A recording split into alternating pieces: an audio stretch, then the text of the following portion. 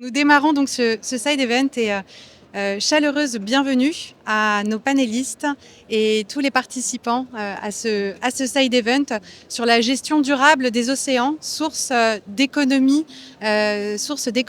pour l'Afrique de l'Ouest et dans la perspective du lancement du programme de l'Union européenne WASOP, West Africa Sustainable Ocean Programme.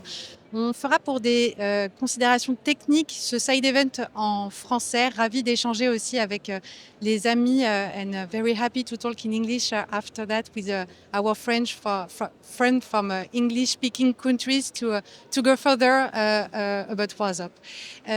Retour sur l'économie bleue en Afrique de l'Ouest. Secteur stratégique pour l'Afrique de l'Ouest. Un secteur qui est créateur d'emplois. Il représente 56% du PIB, quand 90% des échanges du commerce extérieur dépendent des infrastructures maritimes. Ce secteur et la région ouest africaine sont toutefois soumis à des menaces, à des défis qui sont en particulier anthropiques. Environ 40% des stocks de poissons sont considérés comme surexploités et en particulier du fait de la pêche dite INN, la pêche illicite, non réglementée, non réglementée et non déclarée, qui est aussi source de destruction des écosystèmes marins. À cela s'ajoutent les gros enjeux de croissance démographique et d'urbanisation non maîtrisée, qui sont source de pollution et qui sont aussi source d'érosion côtière, qui sont déjà exacerbées par les effets des changements climatiques qui se font déjà ressentir en Afrique de l'Ouest. Fort de ce constat, l'économie bleue durable régénérative n'est pas une option, mais vraiment une opportunité de développement durable et qui est en lien avec les ODD, l'ODD 14.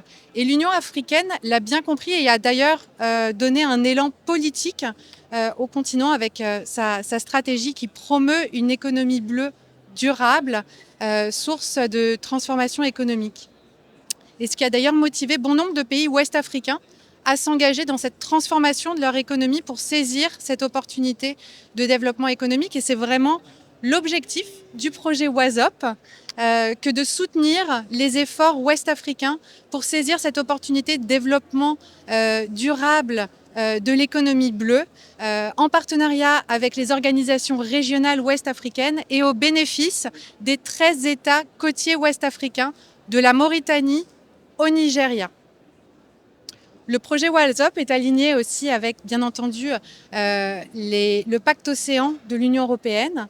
Ce programme dispose d'un budget de 59 millions d'euros pour 5 ans et construit autour de l'approche Seascape de l'Union européenne avec 3 piliers.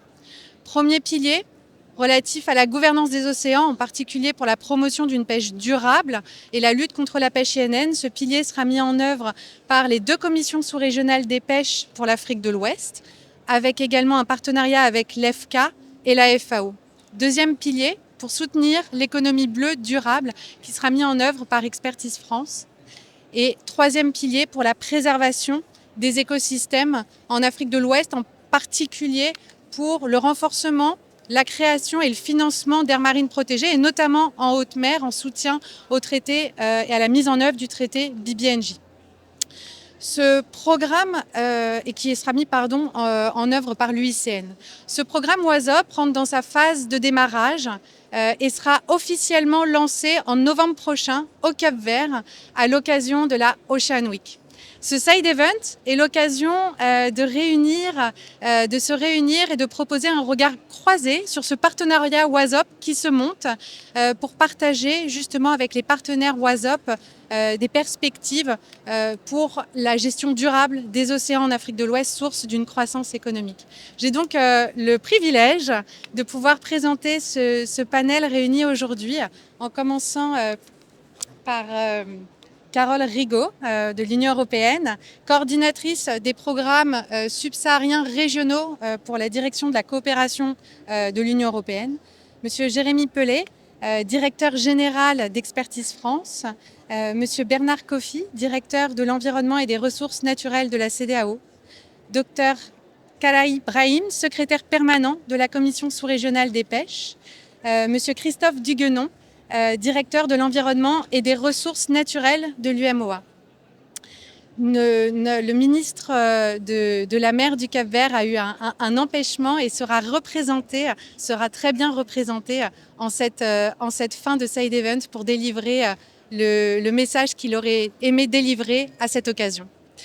Je vous remercie et du coup, je vais sans plus tarder me dresser pour ma première question vers le promoteur du projet WASOP, l'Union européenne, pour revenir sur les fondements de ce programme WASOP. Chère Carole, est-ce que vous pourriez nous partager les priorités du pacte océan de l'Union européenne en matière de coopération et en particulier vis-à-vis de l'Afrique de l'Ouest? Et comment l'approche, deuxième question que je pose directement, comment l'approche du Global Gateway, cette approche collaborative, coopérative, peut-elle constituer un levier efficace pour renforcer la gestion durable des océans et être une source de croissance? Merci beaucoup. Merci beaucoup Laure et merci vraiment d'avoir réuni un tel panel, chers partenaires africains de l'Ouest et chers partenaires européens qui sommes ici, mais également dans l'audience. Bonjour à vous tous. Merci d'être si nombreux aujourd'hui. Merci encore à Expertise France d'avoir organisé et si bien présenté le programme WASOP, auquel je ne m'attarderai donc pas et j'essaierai de répondre à vos questions. Juste avant, pour que ça soit peut-être un peu plus clair, nous sommes nombreux au sein de la Commission européenne. Comment est-ce qu'on travaille? Comme Laure l'a très bien défini, je travaille au sein de la direction DG INPA, partenariats internationaux en charge du développement et de la coopération internationale. Notre objectif, c'est vraiment la réduction de la pauvreté et la mise en œuvre des objectifs de développement durable. Je travaille au sein d'une unité géographique qui couvre l'Afrique et les programmes régionaux, mais nous avons également au sein de notre direction des unités thématiques. Nous avons par exemple notre collègue Nadia Dekert qui travaille au sein d'une unité thématique de la DG INPA. Nous travaillons très étroitement et 2/3 de nos collègues travaillent sur le terrain. Souvent, vous êtes plutôt amenés à rencontrer nos collègues qui travaillent en délégation directement avec vous et directement avec les communautés locales. Environ 2/3 de nos collègues sont sur le terrain. Comme l'a rappelé très justement Laure, ce programme est mis en œuvre par des délégations de l'Union européenne avec la délégation du Cap-Vert dans le lead.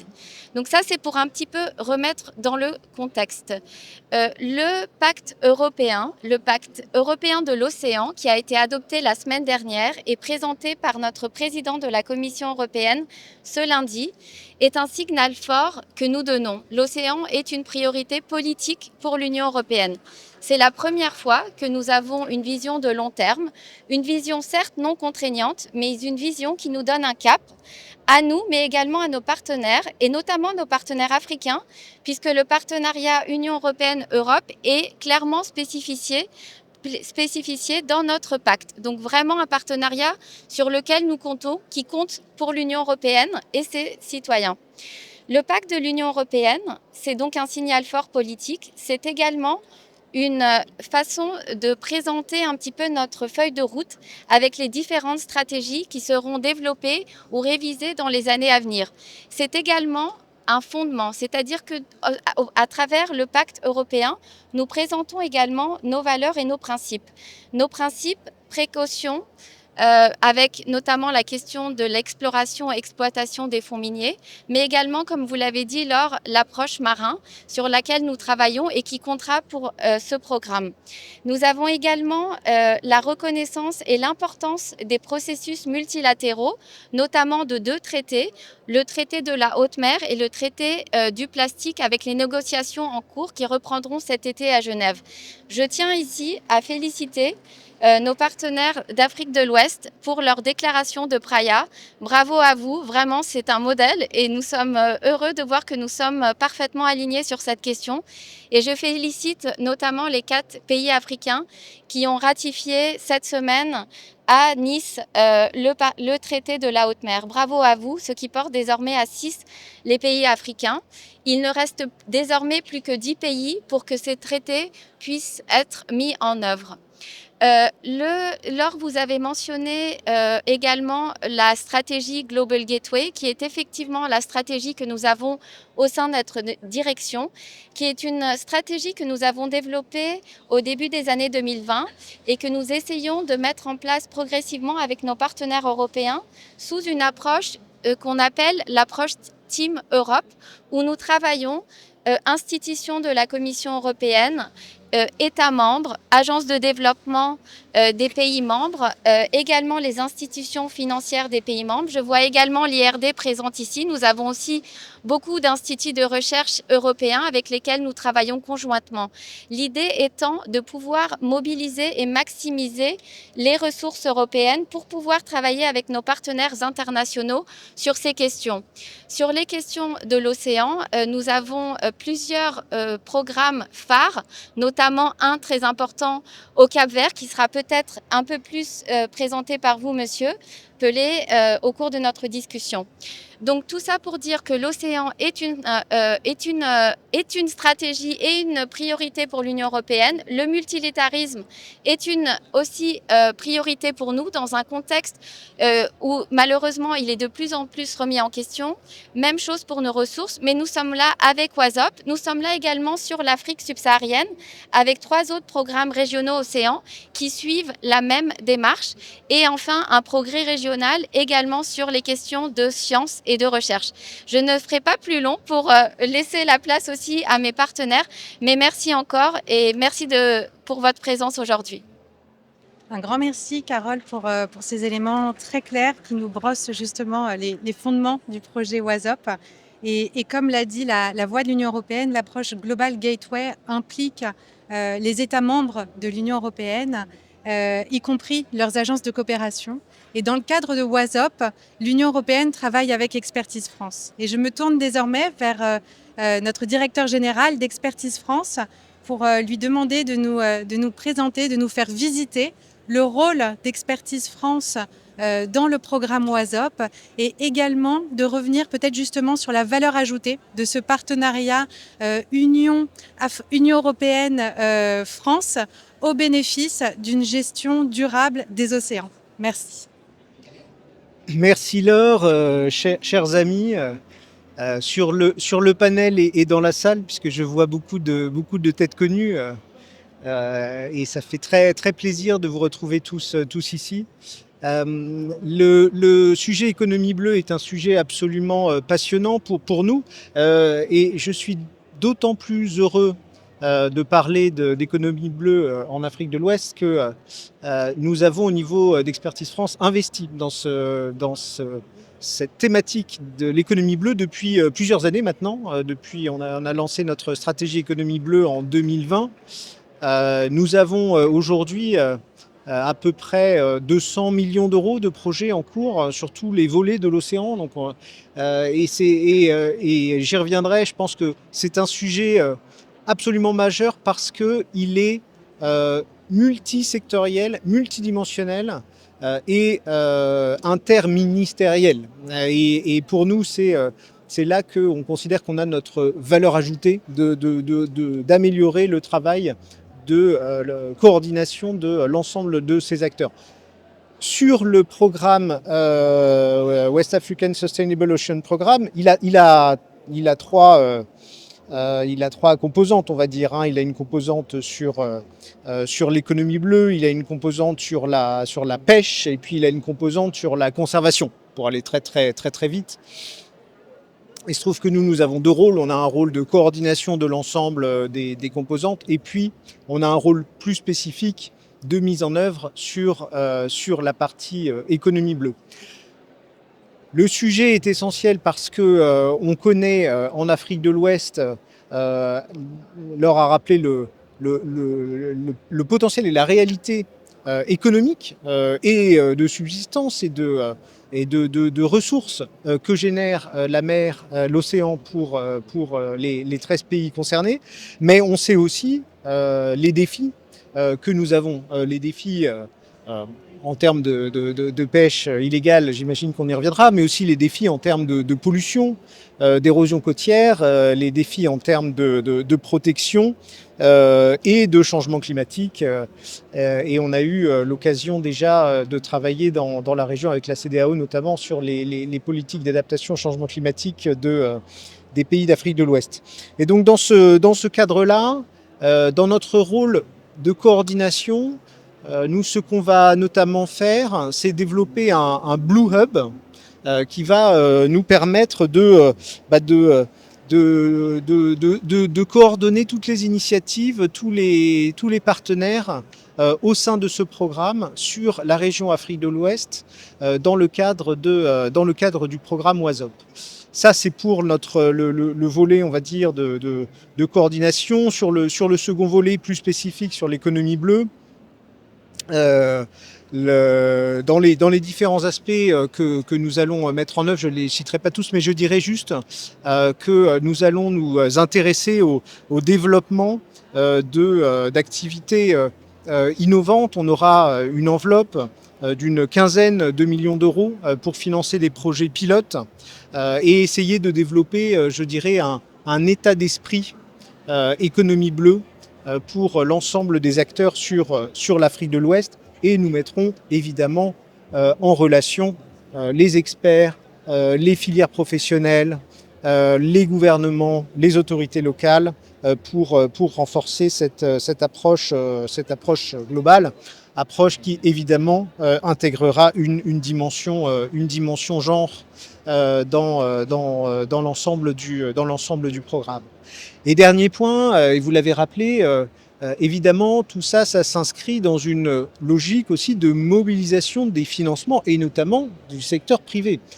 Secteur privé à double titre, à la fois sur les infrastructures que l'on souhaite aussi plus vertes et plus bleues pour celles qui touchent l'exploitation du secteur maritime, mais aussi la mobilisation du secteur privé pour le financement des pêcheurs, pour le financement de tous les acteurs de la chaîne de valeur.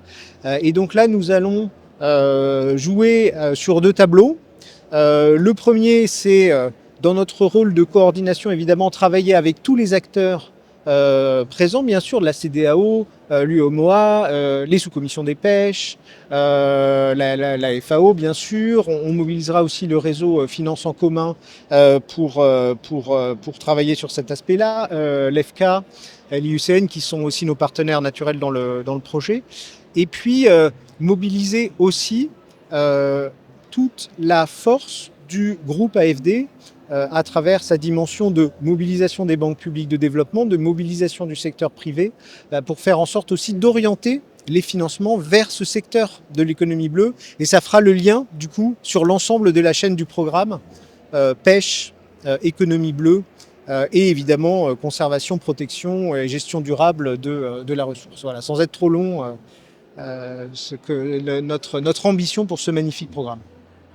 Merci beaucoup, Monsieur le Directeur Général, pour ces éléments qui nous font visiter le rôle et les enjeux effectivement de la collaboration avec Expertise France dans le cadre de ce projet et qui s'inscrit dans une continuité en fait de collaboration de longue date entre Expertise France et la CEDEAO, comme vous le rappeliez, et de longue date de coopération avec et la CEDEAO avec l'ensemble de ces institutions. Et vous le releviez d'ailleurs dans vos propos, cette collaboration avec le réseau Finance en commun, avec du coup l'accompagnement aussi du projet WASOP. La banque d'investissement de la CEDEAO a rejoint à l'occasion du Blue Economic Forum la coalition Océan de cette FIX, qui est en fait le réseau des banques publiques d'investissement, et cette coalition pour le financement bleu. Donc c'est déjà un premier jalon inscrit sur la feuille de route pour renforcer le financement du secteur de l'économie bleue durable avec la CEDEAO. Et donc je suis vraiment ravie d'accueillir ici le directeur de l'environnement et des ressources naturelles de la commission de la CEDEAO pour qu'il nous partage les perspectives de la CEDEAO, de l'organisation d'intégration régionale en Afrique de l'Ouest. Monsieur le directeur, Bernard Kofi, de votre perspective, la gestion, quelle importance de la gestion des océans pour la CEDEAO en Afrique de l'Ouest? Et en tant que coprésident du comité de pilotage WASOP tenu par la CEDEAO, comment est-ce que ce programme peut-il venir soutenir aussi les efforts de la CEDEAO pour une gestion durable des océans en Afrique de l'Ouest? Merci. Merci. Merci pour l'opportunité que vous nous offrez pour partager avec vous les priorités de la CEDEAO. Je voudrais avant tout propos saluer Madame la représentante de l'Union européenne, associée à ces salutations le DG de Expertise France. Nous avons un partenariat fructueux avec l'Union européenne. Il en témoigne un certain nombre de résultats que nous avons obtenus à l'issue d'un certain nombre de processus pour lesquels nous avons bénéficié de l'appui technique de Expertise France. J'aimerais vous prouver la stratégie climat de la CEDEAO, qui est un document très important qui permet à nos États membres de remplir leurs obligations relativement à la mise en œuvre de la Convention cadre sur le changement climatique. Je voudrais saluer mon collègue de l'UEMOA avec qui nous travaillons sur le programme WACA et d'autres grands chantiers. Vous savez que la CEDEAO et l'UEMOA travaillent ensemble depuis de longues années et nous comptons poursuivre cette collaboration dans le cadre de la stratégie économie bleue de la CEDEAO. Je voudrais également vous saluer la Banque mondiale qui est ici présente, avec qui nous travaillons dans le cadre de la lutte contre la pollution plastique et d'autres acteurs. Cela dit, il est important de souligner qu'il a été noté que 56% du PIB relève d'un certain nombre de secteurs de l'économie bleue.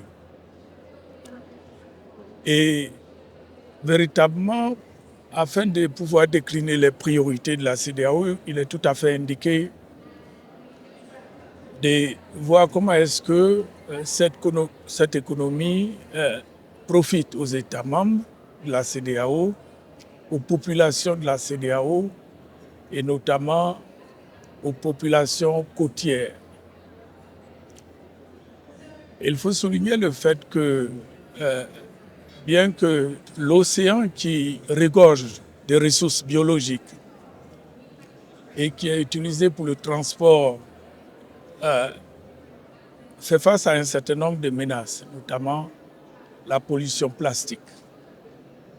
Mais avant la pollution plastique, il est important de relever la surexploitation des ressources biologiques.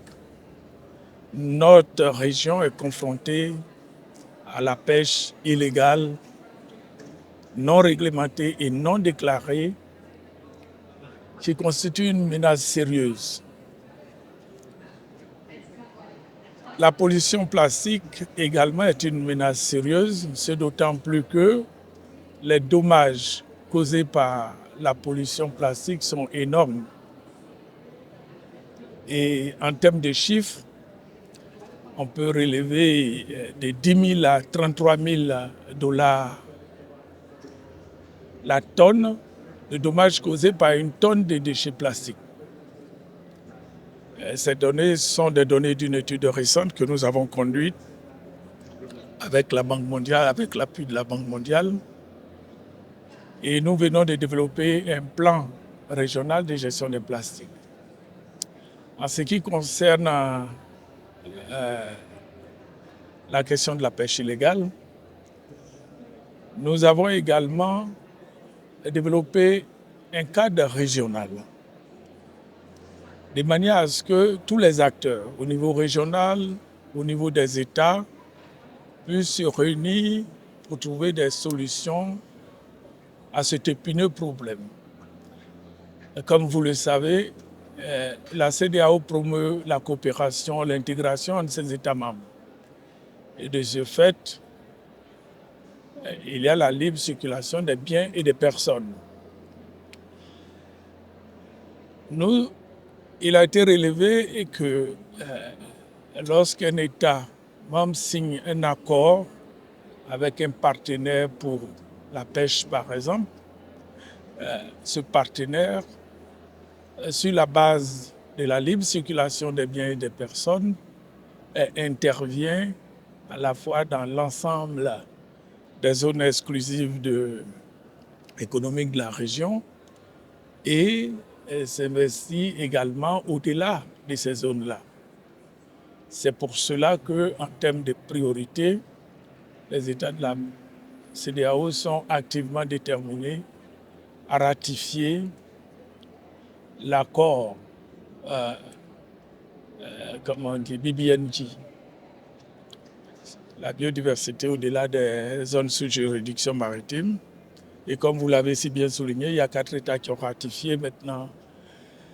D'autres États ont signé cet accord, donc on espère que d'ici sous peu, cet accord pourra rentrer en vigueur de manière à ce qu'on puisse avancer. Concernant la pollution plastique, la CEDEAO a adopté, il y a eu la validation technique par les experts de la région du plan régional de gestion des plastiques. Et donc, nous avons capitalisé au niveau des outils de gouvernance, des instruments de gouvernance. Mais en même temps, il y a un volet qu'il faut adresser, c'est la question des capacités. La question que ce soit au niveau de la gouvernance, que ce soit au niveau de la stratégie d'économie bleue ou la protection des écosystèmes, bien entendu, il faut renforcer les capacités des États, des populations, et en particulier pour ce qui concerne la pêche, les acteurs de la pêche artisanale. Il y a un élément essentiel également sur lequel je voudrais intervenir, c'est la question de financement. Aujourd'hui, il faut se réjouir de ce que la BIDC, la Banque d'investissement et de développement de la CEDEAO, qui est une banque très importante pour notre région, a adhéré au réseau mondial des banques publiques de développement. Grâce à l'accompagnement de Expertise France, que je voudrais remercier au passage.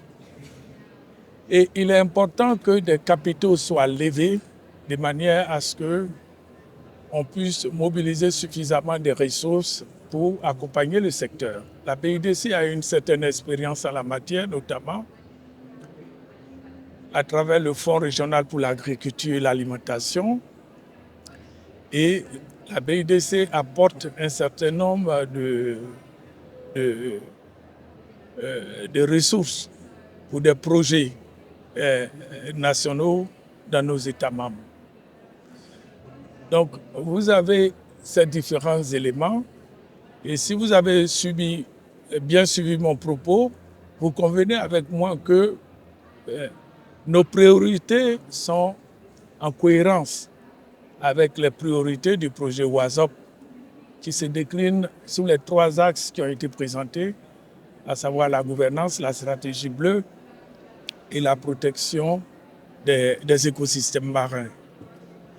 Donc, véritablement, nous comptons véritablement sur ce partenariat-là que nous souhaitons élargir. Parce que même si nous avons déjà une coopération entre nos États membres, il nous faut élargir le partenariat avec d'autres institutions internationales, régionales, de manière à être plus efficaces. Les discussions qui ont eu lieu au cours des travaux de la conférence des Nations Unies ont relevé par exemple qu'il y a une coalition qui se met en place. La coalition pour un seul océan. Il y a un certain nombre de partenaires du système des Nations Unies, d'autres partenaires qui ont initié ce partenariat. Et la CEDEAO véritablement veut s'inscrire dans cette dynamique. Voilà en substance les premiers mots que je souhaiterais partager avec vous. Merci Laure et à toi le micro.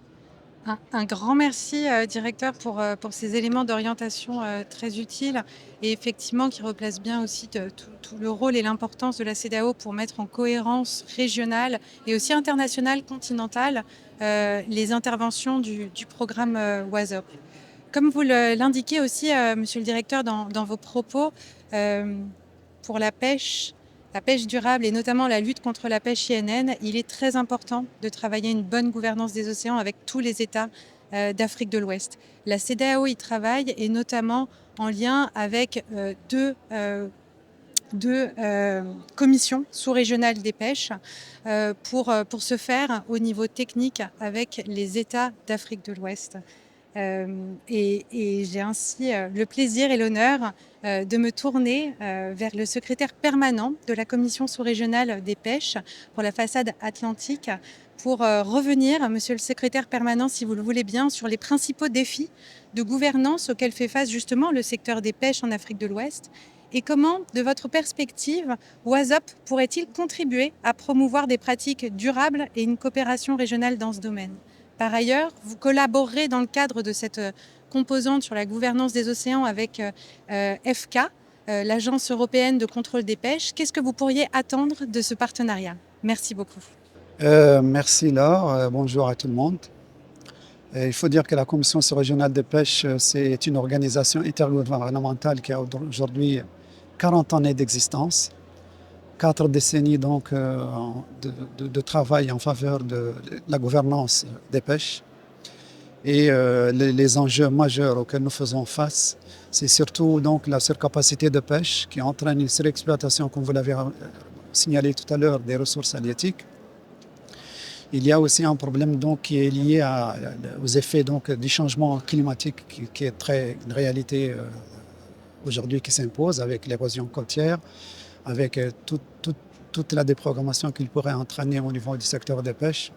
Et il y a l'expansion de la pêche INN. La pêche INN dans notre région, il y a des évaluations qui estiment qui représente 20% au niveau, donc la pêche INN qui est réalisée au niveau de cette zone représente 20% de la pêche INN qui est réalisée dans le monde. C'est dire en fait l'importance donc de cette activité au niveau de notre zone. La Commission régionale des pêches s'est rendue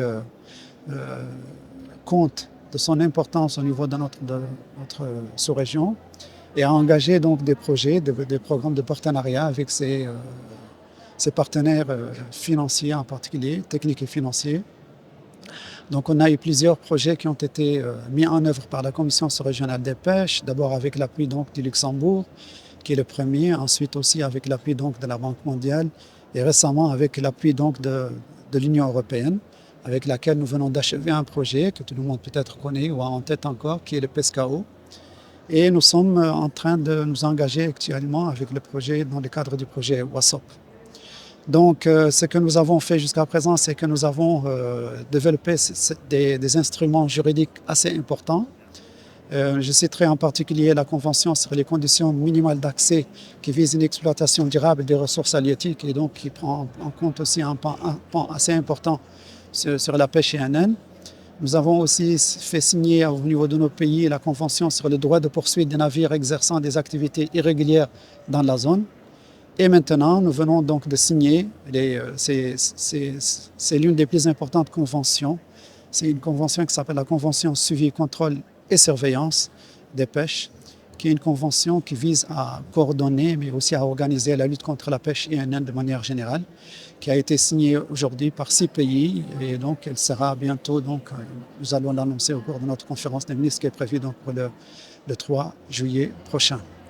Et avec tout cela, donc, nous avons appuyé les pays en termes de tout ce qui est renforcement des capacités, formation de notre personnel, des inspecteurs, des opérateurs, mais aussi une fourniture des équipements. En plus de cela aussi, donc, nous menons des campagnes conjointes pour la lutte contre l'expansion donc, de la pêche INN. Et c'est dans ce cadre en fait, que nous comptons justement engager ces activités, relancer nos activités dans le cadre du projet WASOP. Vous avez posé la question autour donc de FK. Nous travaillons étroitement avec FK pour les aspects relatifs à tout ce qui est formation, tout ce qui est aussi développement de la législation pour mettre à niveau en fait la réglementation au niveau de nos pays. FK nous appuie dans ce sens, mais aussi dans le cadre donc, des campagnes, l'encadrement des campagnes, je l'ai dit en campagne conjointe de contrôle et de surveillance dans lesquelles donc, ils interviennent. Donc une collaboration assez fructueuse et très importante pour nous. Voilà, je pense que j'ai fait le tour de la question, si vous voulez d'autres choses. Merci beaucoup, monsieur le secrétaire permanent, pour effectivement ces enjeux partagés et ces priorités à adresser à travers l'action du projet WASOP pour la pêche durable.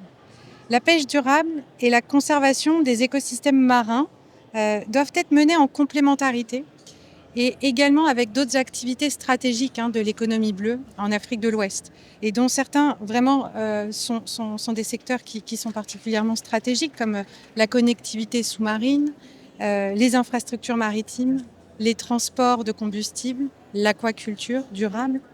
Il y a vraiment un enjeu important d'organiser spatialement l'ensemble de ces activités, l'espace marin et côtier, et c'est tout l'enjeu justement de la planification spatiale marine, dite PSM, qui devient un outil vraiment pour les décideurs, mais également pour les financeurs. C'était rappelé à plusieurs fois à l'occasion du Blue Economy Finance Forum qui s'est tenu à Monaco.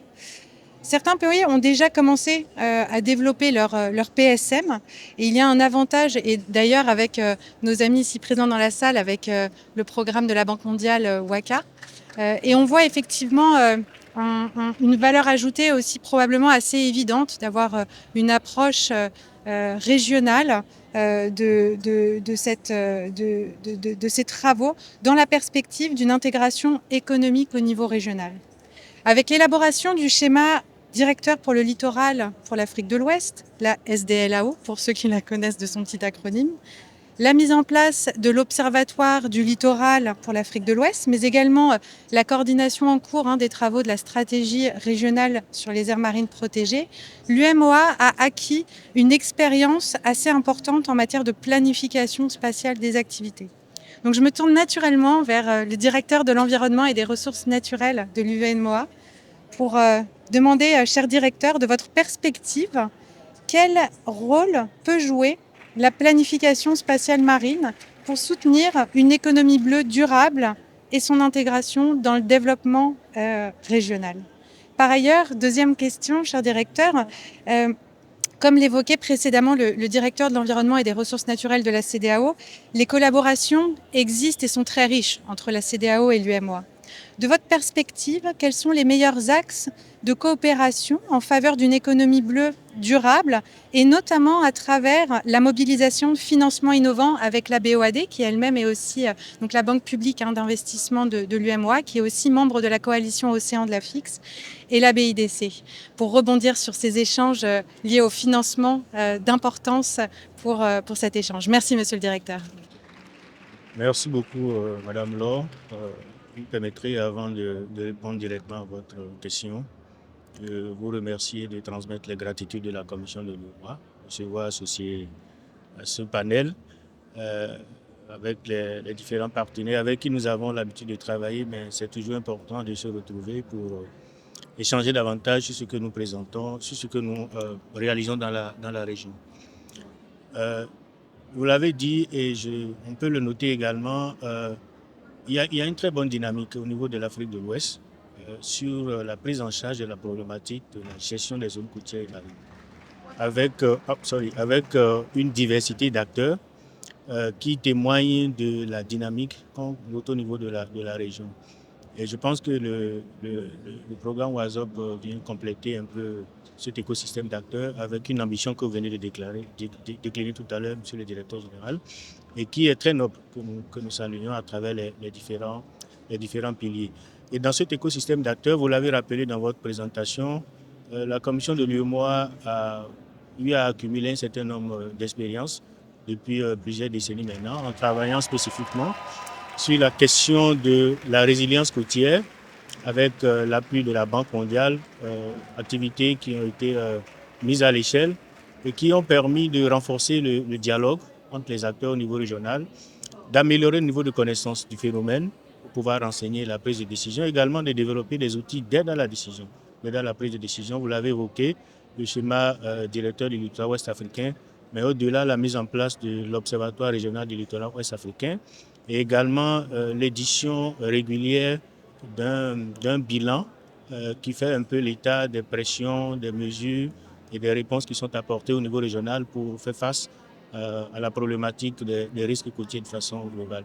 Je dois ajouter à ça également, cela à travers l'appui de l'Union européenne, à travers le programme Biopama, la mise en place également d'un observatoire sur les aires protégées en Afrique de l'Ouest, mais qui intègre également la dimension aires marines protégées. Donc, pour dire qu'on travaille à la mise en place d'un certain nombre d'outils, et comme vous l'avez dit, compte tenu donc de la diversité d'activités qu'on a, on a cité la pêche et d'autres activités, qu'il faut organiser cet espace maritime et la planification spatiale marine, ça va être un outil stratégique très important pour nous aider à aller un petit peu au-delà du cordon littoral, au-delà de la résilience côtière et à se tourner vers une approche beaucoup plus, j'allais dire, holistique qui voit en face le développement économique et donc l'intégration de toutes les activités. Donc c'est une approche qui est, je pense, qui nous permet de concilier les impératifs de préservation des écosystèmes, mais également de développement économique face aux pressions que vous avez évoquées tantôt. Et pour l'heure, ce que nous faisons, nous avons beaucoup travaillé sur le littoral, sur le cordon littoral, à travers tout ce que j'ai évoqué tantôt. L'ambition, c'est d'aller au-delà et d'intégrer la planification spatiale marine. Ce que nous avons commencé à faire, c'est de travailler à renforcer les capacités des acteurs à tous les niveaux, sur l'outil, sur la compréhension de l'outil et comment il faut déployer l'outil. Notre ambition, c'est de pouvoir maintenant déployer l'outil aussi bien au niveau national qu'au niveau régional, en s'appuyant sur les différents acquis que nous avons. J'ai évoqué tantôt les observatoires ici. Donc en s'appuyant sur ces outils-là, pour vraiment accompagner les pays à mieux organiser l'espace maritime et également à mieux collaborer. Parce que sur ces ressources-là, il n'y a pas forcément la limite n'est pas étanche entre les pays. Donc, c'est des outils que nous mettons à disposition des pays pour les aider vraiment à organiser cet espace-là. Alors, dans ce travail, je pense que la contribution de tout le monde est souhaitée et la bienvenue. Mais le défi pour nous, et nous y travaillons avec la CEDEAO et les autres partenaires, c'est déjà de travailler à avoir une vision commune. Et ça, nous l'avons à travers les différents instruments politiques que nous avons et de stratégie. Avec la CEDEAO, développer cette vision commune là au niveau régional sur la thématique, comment on l'approche.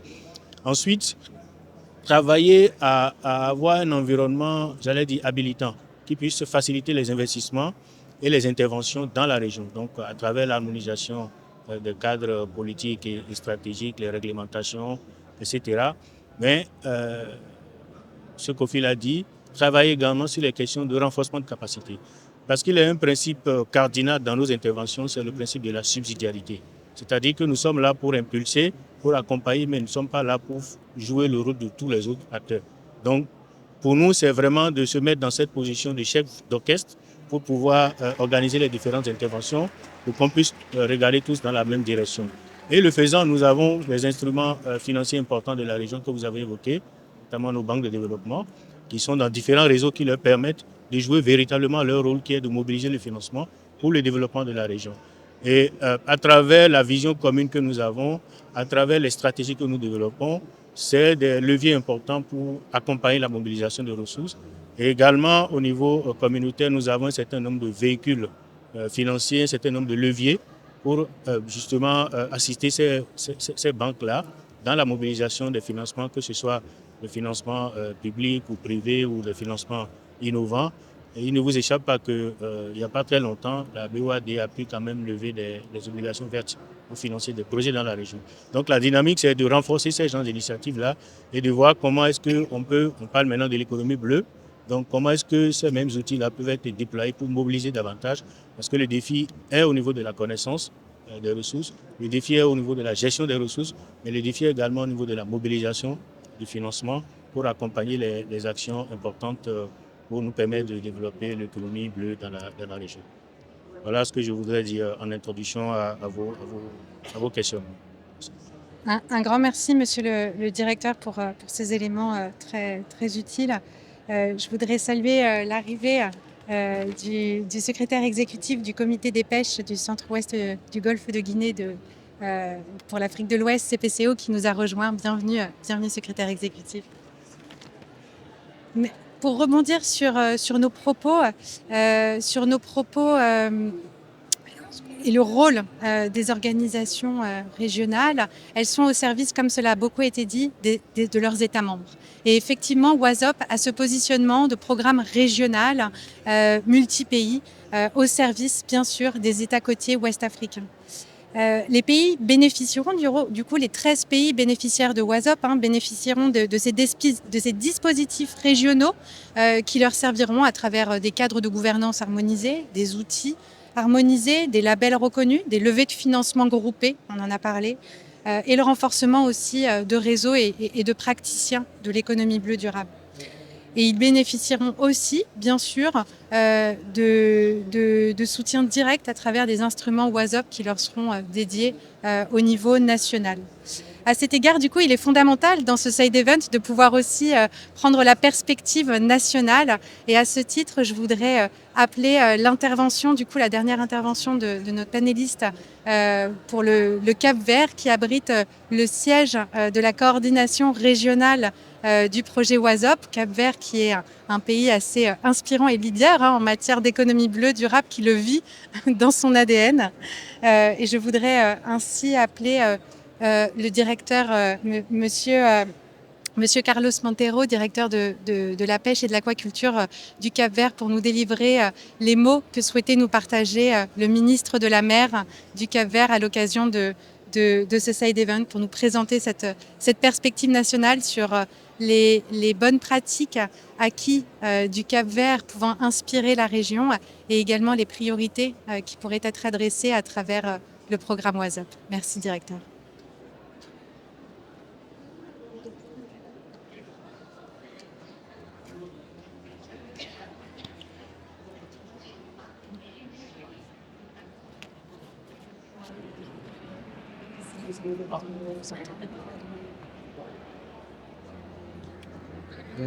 Bonjour à tous. Tout d'abord, je voudrais faire mes excuses pour le ministre de la Mer qui n'a pas pu être ici avec nous à cause qu'il avait quelque chose d'urgence à Paris. Et juste pour partager avec vous quelques expériences au niveau de l'économie bleue pour le Cap-Vert. En fait, nous avons commencé cette politique et stratégique au niveau de l'économie bleue sur les années 2015. Et pour cela, nous avons créé une lettre d'économie bleue et pour définir les stratégies et l'option du gouvernement et qui donne l'importance des activités et surtout de la diversification que l'économie bleue et des opportunités que nous avons au niveau de l'économie bleue. Nous savons que le Cap-Vert, c'est un petit État insulaire, mais nous sommes un grand État océanique. Alors la mer est pour nous quelque chose d'extraordinairement très important. Et les exportations, presque 70%. Et les emplois et la sécurité alimentaire, c'est des choses très importantes pour nous. Alors, après ça, nous sommes convaincus que l'économie bleue, c'était une nouvelle fenêtre pour élargir nouvelles activités, nouveaux domaines d'exploitation et dans le tourisme, dans l'écotourisme, dans l'aquaculture et alors, même dans le programme du gouvernement, l'économie bleue, c'est un axe très important. Pour cela, il y a tout un programme qui a été établi, et un programme aussi de promotion et d'incitation à que les gens puissent profiter de cette opportunité. Et je parle par exemple des petits financements pour les activités dans les communautés et pour optimiser différentes activités complémentaires et pour élargir la chaîne de valeur. Et je parle par exemple des financements pour des petites activités dans la pêche, dans l'aquaculture, mais aussi dans la commercialisation et dans la formation. Et surtout, nous avons eu aussi on a créé des bonus pour les gens qui veulent faire des actions et capacitations et pour l'économie bleue. Et il y a aussi le financement pour les femmes, une banque de financement pour les femmes, pour surtout les femmes on sait que les femmes, les pêcheurs pêchent, mais c'est les femmes qui font la commercialisation, c'est les femmes qui font la transformation. Et dans ce sens-là, c'est vrai que nous avons compté avec l'appui de plusieurs partenaires, par la FAO par exemple, même les Nations Unies.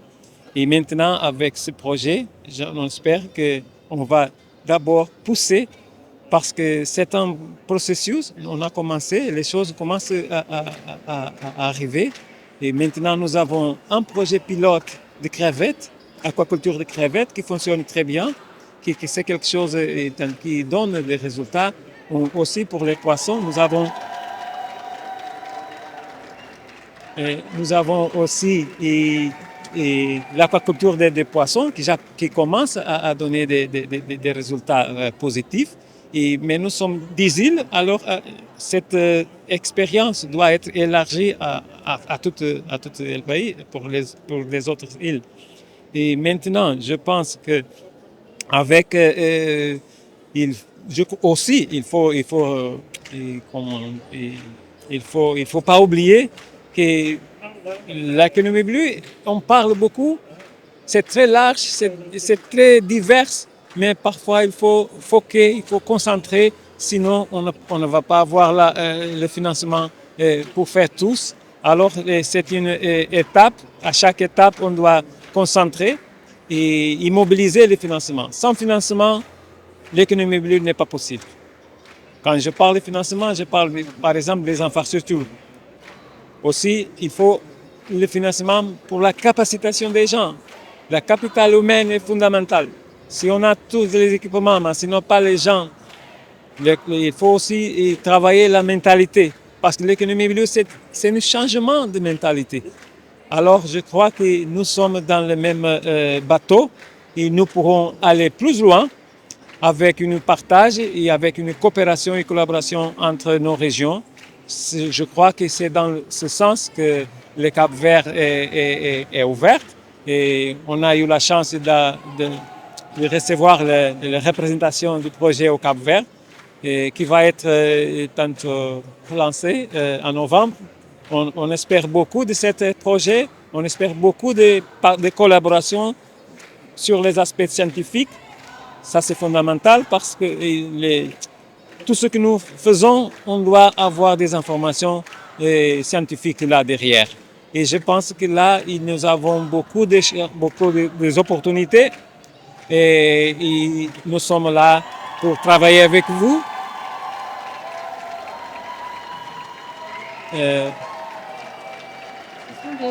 Des voies d'encouragement pour le programme WASOP.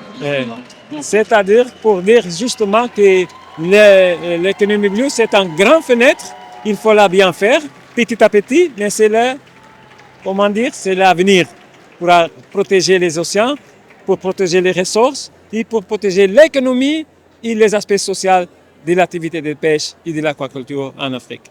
Un grand merci. Il est pour moi temps de remercier l'ensemble et très chaleureusement de nos panélistes qui ont pu nous livrer leurs perspectives et les enjeux qui seront adressés à travers ce programme de gouvernance régionale, d'impulsion nationale, de travailler sur les financements, l'appui au secteur privé, de travailler sur des normes, des approches croisées à travers des approches à la fois régionales et nationales. Autant de défis qui seront du coup adressés par le projet WASOP et cette phase justement initiale nous permet d'actualiser les priorités en lien vraiment avec les priorités des pays bénéficiaires WASOP et je voudrais les saluer parce que vous êtes aussi très présents dans la salle et je voudrais saluer nos amis du Togo, de la Côte d'Ivoire, du Sénégal, du Libéria, du Cap-Vert, bien entendu, et j'en oublie peut-être quelques-uns qui sont dans la salle.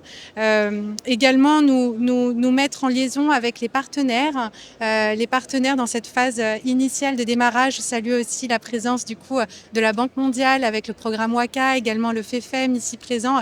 Voilà, dans cette phase initiale où, cela a été dit à plusieurs égards, faire des partenariats au niveau régional et au niveau international sera aussi vraiment source de succès, et c'est bien l'intention du projet WASOP. Un grand merci, chers panélistes et chers participants et acteurs partenaires du projet WASOP. J'ai pas salué aussi le directeur du PRCM que je salue aussi très chaleureusement, avec qui des collaborations étroites seront à bâtir.